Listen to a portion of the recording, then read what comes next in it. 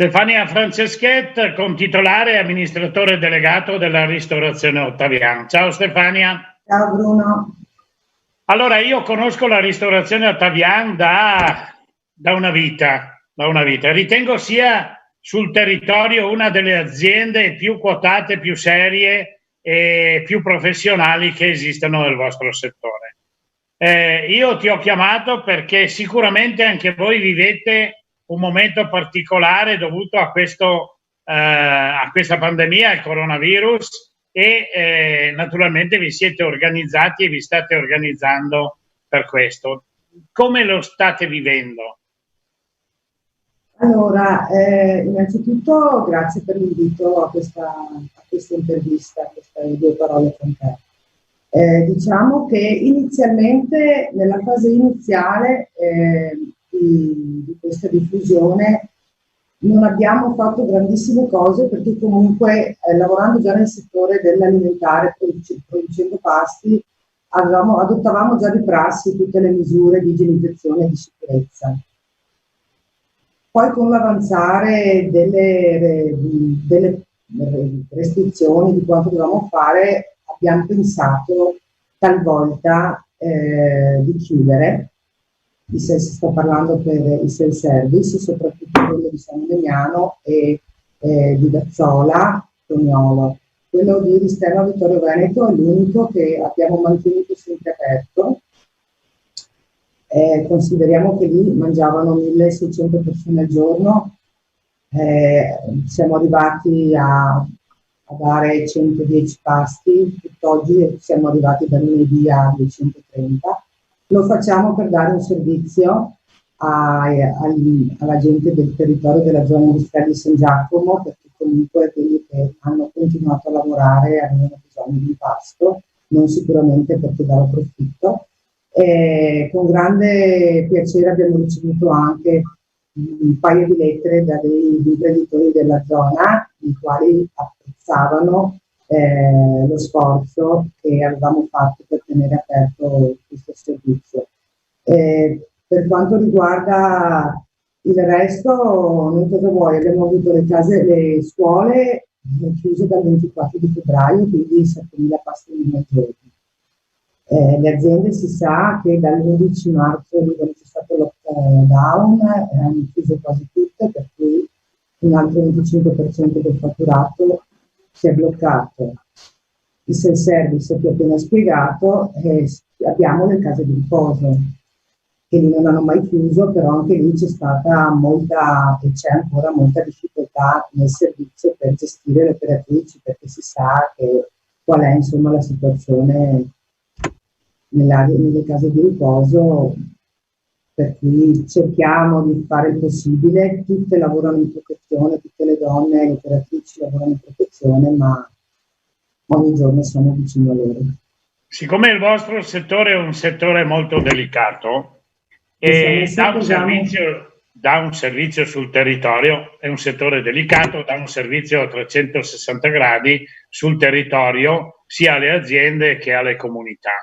Io sono già arrabbiato e non sono del settore. Io penso che avresti tutte le ragioni di essere, voi azienda nell'insieme, di essere arrabbiati per la poca chiarezza che c'è nelle regole che permetteranno poi anche l'apertura della vostra attività.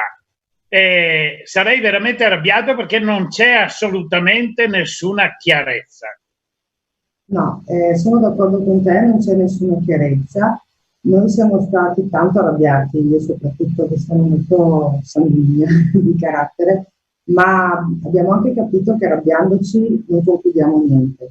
Per cui abbiamo preferito confrontarci con i nostri responsabili, con i nostri operatori, talvolta sentire anche gli ispettori dell'UIS e usare il buon senso e dare il massimo delle protezioni a tutti gli operatori e a tutti i clienti, perché noi dobbiamo adoperarci su più fronti, cioè non abbiamo solo un'azienda di produzione, una volta messi in sicurezza gli operatori più avanti. Noi abbiamo una catena che è molto più ampia, per cui abbiamo sempre adottato oltre alle disposizioni che ci leggevamo nei diversi decreti che uscivano, anche il nostro buon senso in aggiunta, perché comunque lavorare bisogna, non è che potevamo bloccare la produzione, perché nel nostro caso, tipo per il caso di riposo, abbiamo dovuto continuare, e è vero, grandi indicazioni o grandi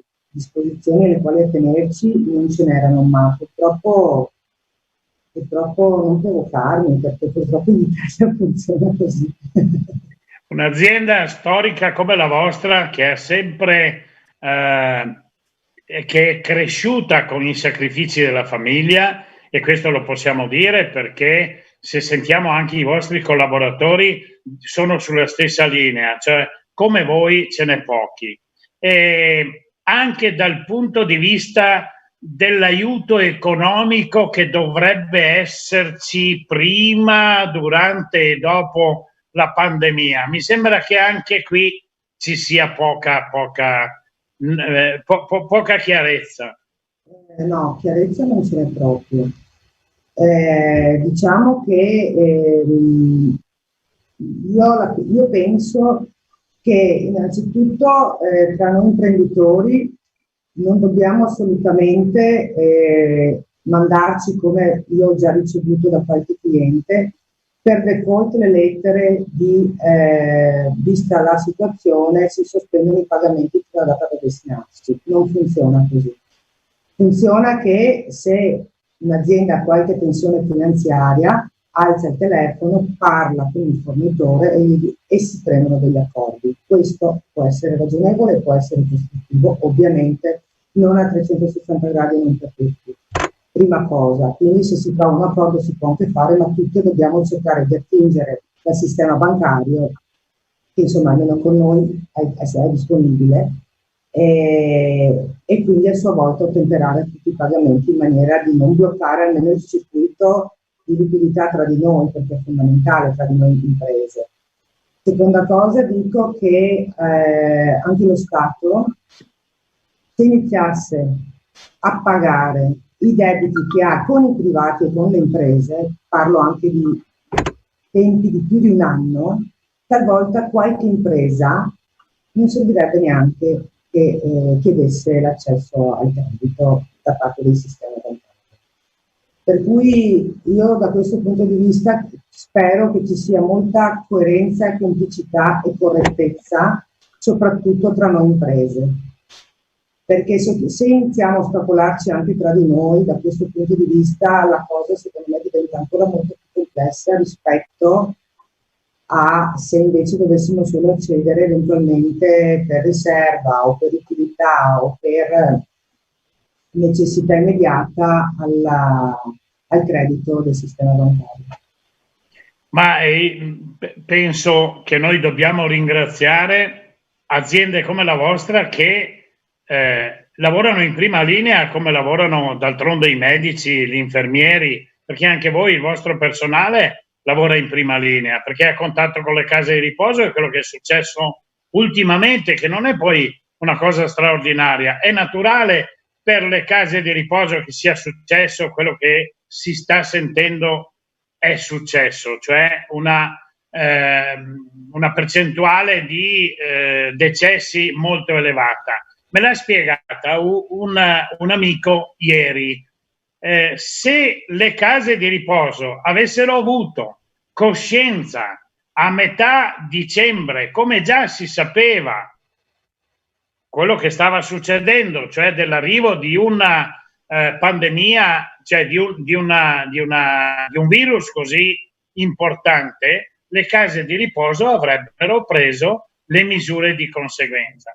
Ma a febbraio, quando hanno chiesto, lo dico per conoscenza perché l'ho saputo ieri, le case di riposo, quando hanno incominciato a chiedere le mascherine e gli altri strumenti per affrontare il coronavirus, non l'hanno ricevuto. Ecco perché i decessi tra gennaio, febbraio e marzo sono stati ben superiori agli altri anni. Voi, qui finisco e ti passo la parola, per una tua considerazione, anche voi siete in prima linea servendo le case di riposo.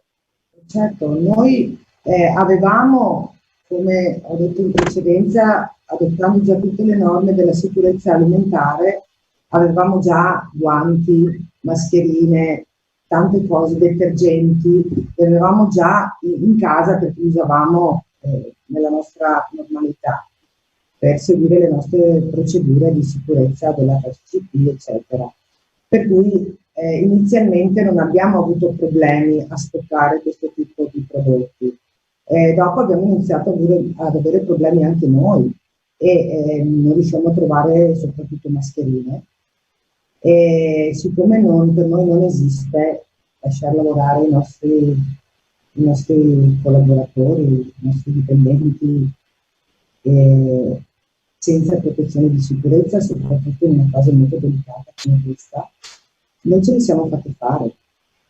Ce li siamo fatte fare, non erano quelle con i DP, perché in quel momento non erano reperibili da parte di nessuno.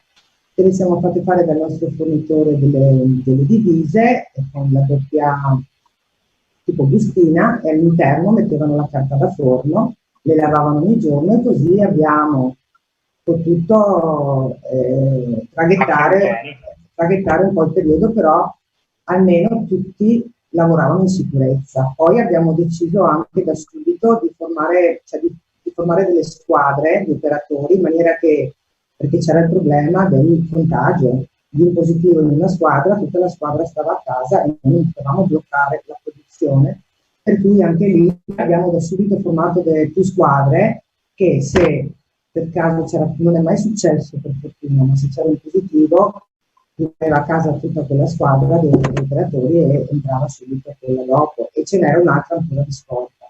Per cui noi ci siamo adoperati per affrontare la situazione in questo senso. Devo dire però che c'era molta tensione, c'era molta paura da parte un po' di tutti, perché non ci siamo mai trovati ad affrontare una situazione di questo tipo, però io penso che con l'impegno e il sacrificio di tutti, insomma, siamo riusciti a trovare un equilibrio che a tutt'oggi è buono. Quindi gli operatori stanno continuando a lavorare come da ultime disposizioni. Adesso quello che dobbiamo mettere sul piatto siamo noi imprenditori, per capire il futuro quale sarà e come sarà. Quello che mi stai dicendo è dimostrazione di grande professionalità delle nostre aziende, specialmente di aziende come la tua, che, ripeto, operano in prima linea e che hanno saputo muoversi anziché piangersi addosso, muoversi, mettersi a disposizione dei cittadini, della popolazione, e prevenire anche in maniera molto efficace, da quello che ho sentito, come avete conformato la mascherina. In 24 ore ce ne hanno consegnate 1000. Condizio sine qua non. Stefania, io ti ringrazio di avermi concesso questo spazio e questa tua pacata considerazione. Io sarei molto più arrabbiato se fossi al tuo posto, ma va bene anche così, va bene così. Alla fine, come ti ripeto, arrabbiarsi, io spero che il governo deve cambiare, non siamo noi che arrabbiandoci facciamo cambiare le cose, dobbiamo arrabbiarci per far cambiare qualcosa a Roma. Lo Stato, secondo me, l'Italia deve essere gestita come un'impresa, quindi il conto economico, i costi che non servono si tagliano per arrivare a uno snellimento della gestione. Non so mai se questo sarà, è stato il mio sogno che l'Italia arrivi a questo, non che io devo fare questo, perché secondo me potrebbe essere una buona soluzione per noi. Tutto quello che possiamo fare, io spero che riusciamo a farlo anche per arrivare a questo, perché sento tanti pareri che convergono in questa direzione. E l'unica cosa che posso dire, perché tanto arrabbiandoci non concludiamo niente, l'unica cosa che mi auguro è che togliamo presto la corona al virus per mettercela in testa a tutti noi, perché vuol dire che lo avremo o sconfitto o perlomeno gestito. Grazie Stefania, un abbraccio. Grazie a te e alla tua famiglia e arrivederci a presto. Grazie, ciao. Grazie mille, ciao, ciao, ciao.